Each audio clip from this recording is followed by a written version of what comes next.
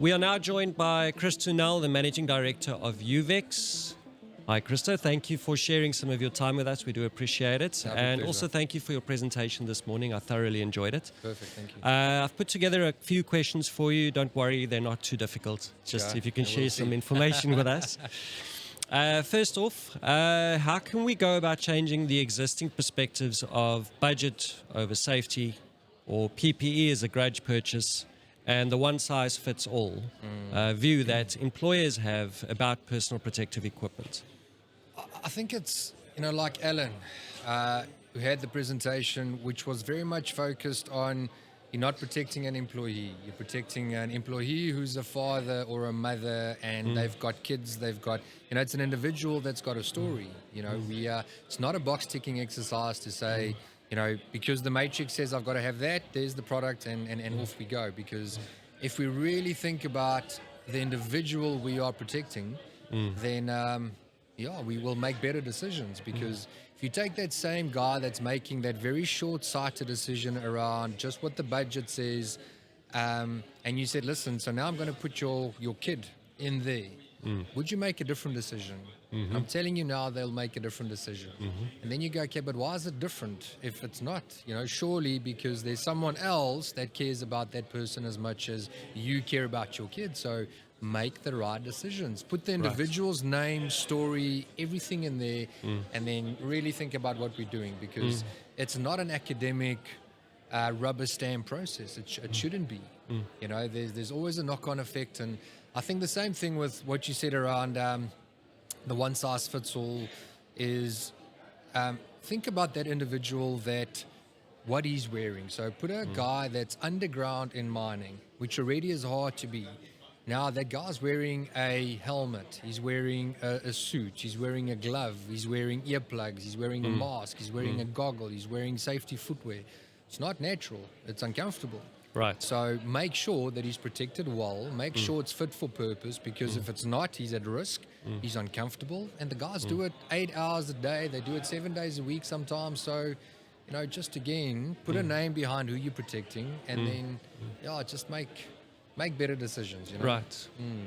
How does UVEX balance the need for stylish, comfortable design with the requirement for high-level protection with your products? So, our philosophy is, if a guy likes a spec and the product, as an example, the product is doing what it's supposed to do, and they get the benefit of looking good, the guy will wear it. So often the product is not doing what it's supposed to do, and then it comes off. But if they just look that little bit better, they'll wear it for longer. But we've got a strong sports side as well. So we do cycling, snowboarding, skiing, all those. And there it's all about how you look. Fashion drives what these guys wear. So we've combined the two technologies to say, okay, well, because the technologies are there. If you can protect a guy underground in mining, surely you can protect him on the ski slopes. And if a guy can look good on the ski slopes, he can look good underground as well. Sure. So, we've got the technologies to really say, listen, we exceed the safety standards, but on the fashion side, we've got everything we need in-house to make sure they look good as well. Yeah, if people look cool, they'd want to do it more. 100%. So there we go. 100%. You've got a strong commitment to sustainability, like you've mentioned in your presentation. Can you share some initiatives or goals that the company has set to reduce its environmental footprint? So there's a document that we've got, and I'm going to lie if I can recall all the details there, but we've set our own individual standards, but also in line with what the European standard says in terms of sustainability. Like I said, there's a legal framework they've got over there that they don't have in South Africa yet. And in terms of that legal framework, you are tested independently. So it's not UVEX saying we've done this, it's an independent company coming in saying you've got a zero net carbon emission footprint. That's obviously the end goal of all of it. So on the manufacturing side, you want to get to zero net value in terms of carbon emissions. But in terms of a product, you want to get to that circular economy to make sure that outside of making a product that's using bio-based material or biodegradable material or recycled material, that product needs to form part of a circular economy concept where it's being used, but then, kind of cradle to grave kind of almost its thing. own ecosystem. Its really. own ecosystem. So the manufacturing is green, the product itself is green, but then eventually it finds its way back to being recycled or in the ground where it can be biodegradable, and that's the circular economy. Because the challenge we have at the moment is a product that is green manufactured, if I can put it like that, and it's got recycled material or it's biodegradable, etc. It goes to site.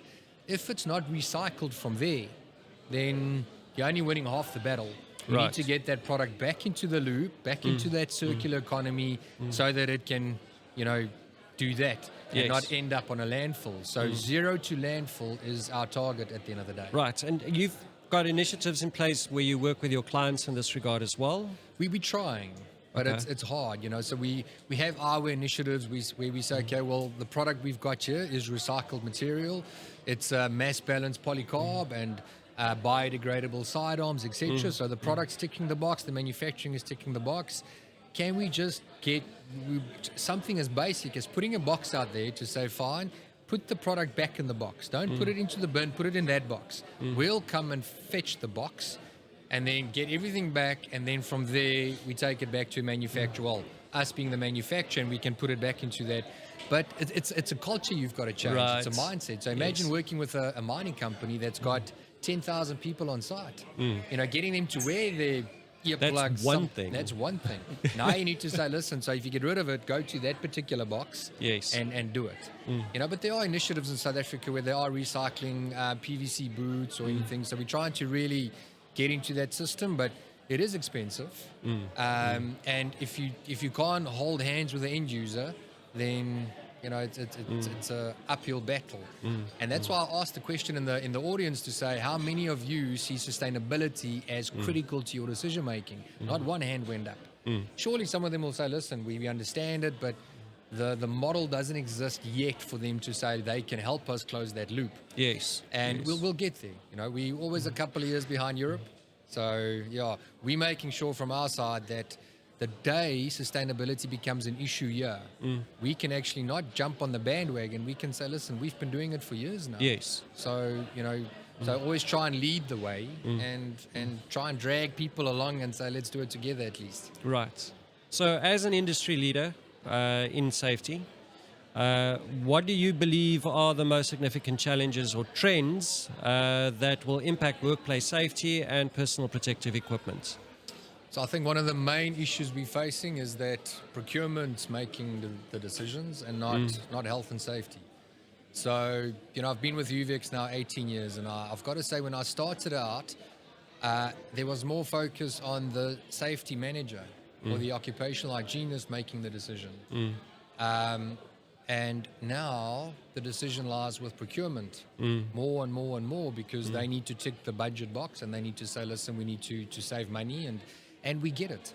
At the end of the day, a product needs to be safe. It needs to actually do its job 100%. But we also understand that it's got to offer you a commercial solution as well. And that's why we often look at things like cost and use to say, well, you can the price you pay up front is one thing. But let's say you pay $10 for a product, but you go through 5 a month. But you can buy one UVEX product for 20 and it lasts you 2 months. Do the math. You'll save money.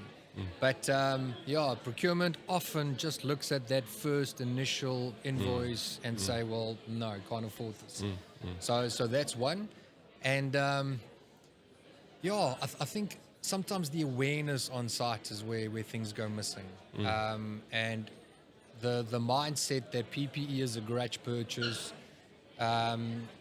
we don't want to spend money on PPE, and that filters down to the worker at the end of the day, and the checks and balances are just not there.